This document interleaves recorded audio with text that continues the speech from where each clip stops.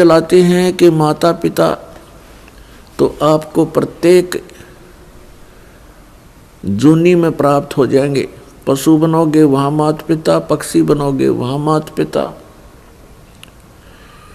लेकिन सतगुरु सेवा और बंदगी ये फेर मिलन की ना। पुण्यात्माओं, मनुष्य शरीर के अंदर ही ये वस्तु उपलब्ध हो सकती है। मनुष्य शरीर के अंदर ही परमात्मा प्राप्ति हो सकती है और मनुष्य शरीर प्राप्त प्राणी को ही सत्संग उपलब्ध हो सकता है। पुण्यात्माओं, सत्संग मिलना बहुत कठिन है। सत्संग उसे कहते हैं जिसमें सच्चा ज्ञान हो।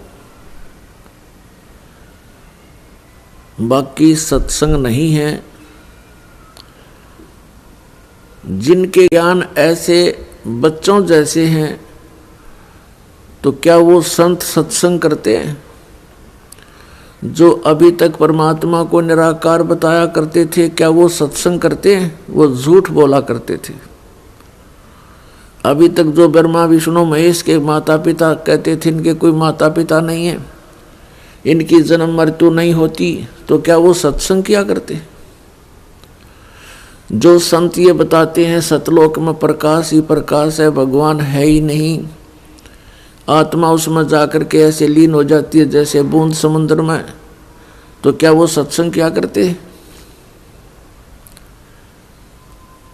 वो हमारा जीवन नष्ट करते थे और अपना भी जीवन बर्बाद किया करते थे, तो वो सत्संग नहीं थे। और भोले श्रद्धालु उनके द्वारा दिए गए वचनों को सत्संग जानकर निश्चिंत हुए बैठे थे। अब सत्संग आपको अब प्राप्त हुआ है या उन महापुरुषों ने सत्संग किया था जिनको परमात्मा मिले थे? परमात्मा की प्राप्ति के उपरांत जिन्होंने जो वचन बोले वो सत्संग था। उनमें कौन कौन से महापुरुष थे जिनको परमेश्वर प्राप्ति हुई? जो दास के नॉलेज में है उनमें से चंद महापुरुषों के नाम इस प्रकार हैं। आदरणीय धर्मदास साहिब जी, आदरणीय मुल्कदास साहिब जी, आदरणीय नानक साहिब जी, आदरणीय दादू साहिब जी, आदरणीय गरीबदास साहिब जी, गांव छुडानी, जिला झज्जर, हरियाणा वाले, आदरणीय गीसादास साहिब जी, गांव खेखड़ा, जिला मेरठ, उत्तर प्रदेश वाले। इन महापुरुषों ने जो परमात्मा प्राप्ति के बाद जो वचन बोले वो सत्संग था, और इनके अतिरिक्त जो वचन इन महापुरुषों की वाणी से मेल नहीं खाते वो सत्संग नहीं है। अब इन महापुरुषों ने क्या बताया है? अनंत कोट ब्रह्मांड का एक रति नहीं भारे, सतगुरु पुरुष कबीर हैं ये कुल के सिरजनहारे। ना सतगुरु जननी जने उनके माने बापे, पिंड ब्रह्मंड से रहित हैं नावा तीनों तापे। परमात्मा स्वयं भी आकर के क्या बताते हैं कि चारों युग में संत पुकारे, कूक कहा हम हेल रे, हीरे माणिक मोती बरसे ये जग चुगता ढेल रे। पुण्यात्माओं, परमात्मा के गुणों में, परमात्मा की लीला में जो सदग्रंथों में वर्णित है, स्पष्ट किया हुआ है कि वो परमात्मा ऊपर सतलोक में रहता, सचखंड में। संत भाषा में उसको सचखंड कहते हैं और वेद भाषा में उसको रतधाम बोलते हैं। रतधाम मीन सतधाम, सतलोक कहो, सतधाम कहो। संत भाषा में परमात्मा की उपाधि सतपुरुष, अकाल मूर्त, शब्द स्वरूपी राम, आदि से कहा जाता है।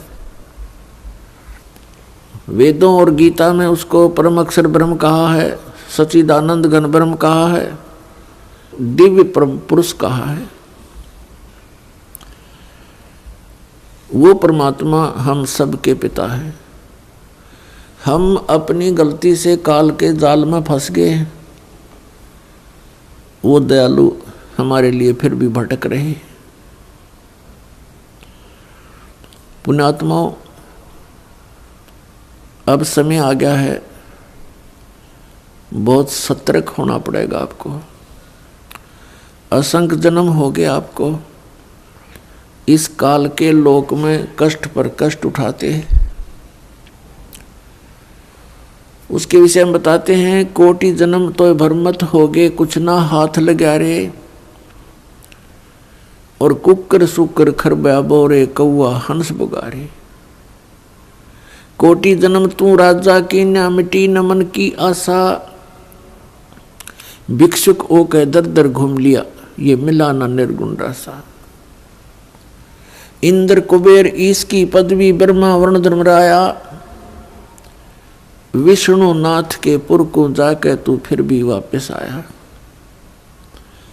असंग जन्म तन मरत्या हो गए, जीवित क्यों ना मरे रे, और 12 मद मैल मठ बोरे, बहुर न दे धरे रे।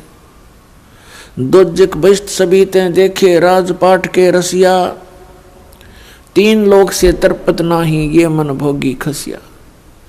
3 लोक से तरपत नाही, ये मन भोगी खसिया।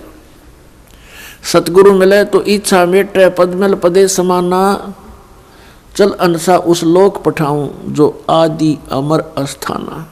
4 मुक्ति जहाँ चंपी करती, माया होरी दासी, दास गरीब अभय पद पर से, वो मिले राम अविनाशी।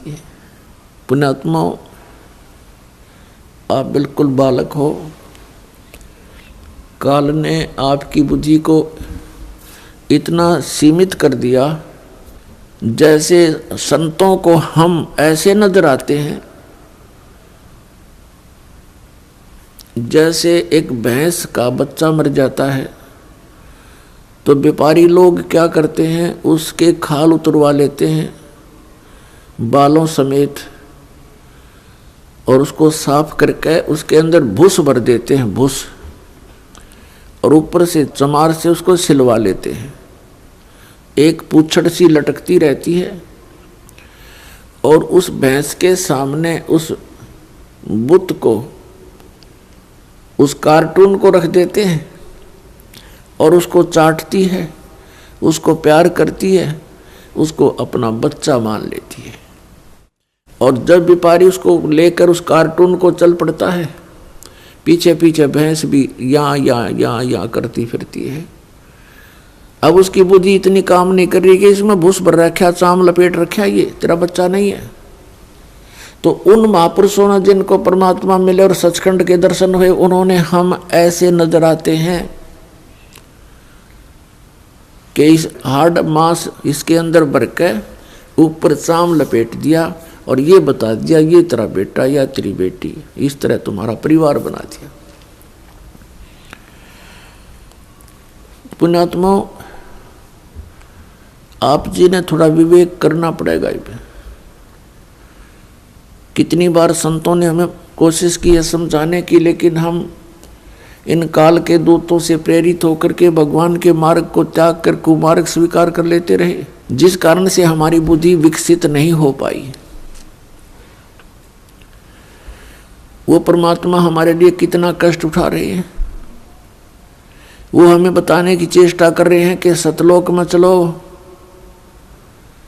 वहां तुम्हें सुंदर शरीर मिलेगा, उसके अंदर ये नाड़ी तंत्र नहीं होगा, 5 तत्वों से बना हुआ नहीं होगा, उसमें ना कोई रोग कोड होगा, उसमें बीपी हाई लो नहीं होगा, उसमें कभी वृद्धावस्था प्राप्त नहीं होगी।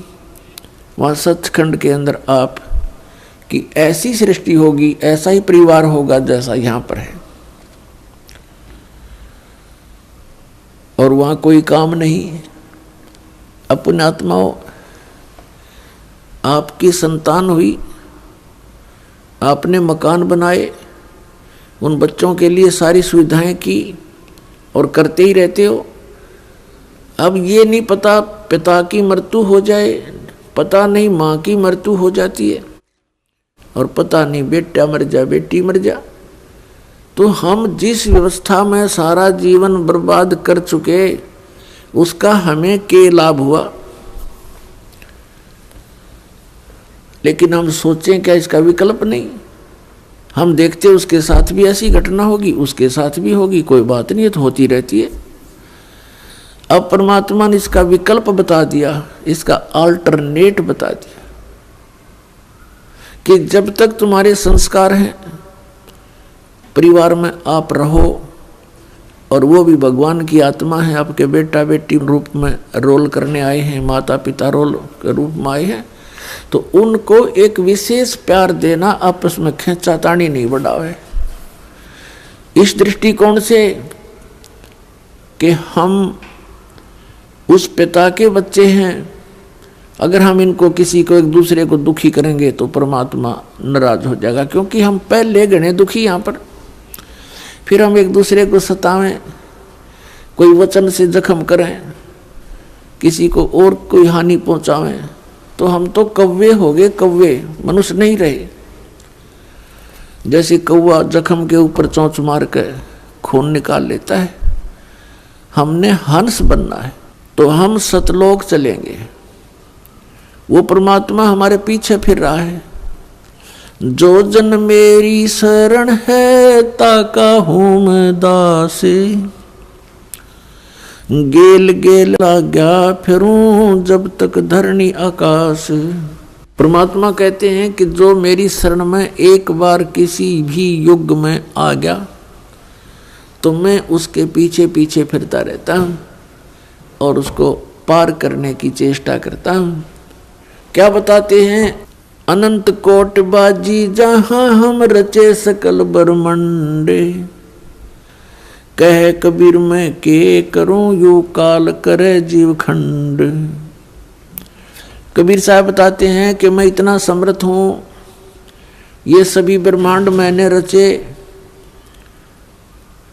अनंत कोट बाजी जहाँ रचे सकल ब्रह्मांड, और कहे कबीर मैं क्या करूं ये काल करे जीव खंड। पुणात्माओं, आपने ये अमर कथा कभी सुनी नहीं थी।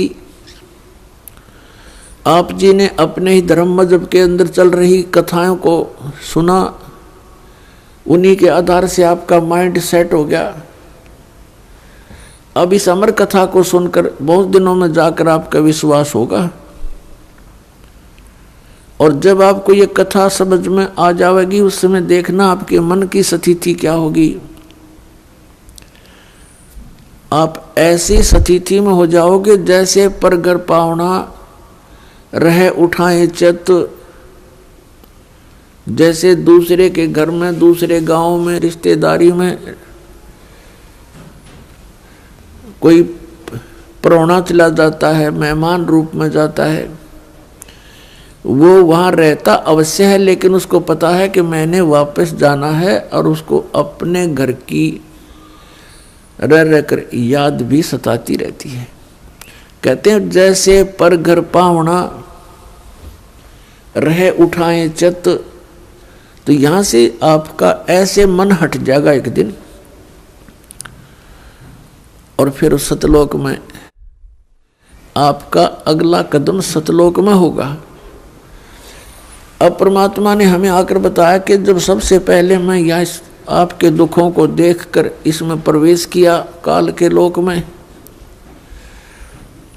तो इस काल ने मेरा रास्ता रोकने की चेष्टा की, क्योंकि परमात्मा बताते मैं जोगजीत के रूप में था। जोगजीत वहाँ एक पुत्र है परमात्मा का, जो सर्वप्रथम 16 उत्पन्न किए थे, उनमें से एक है।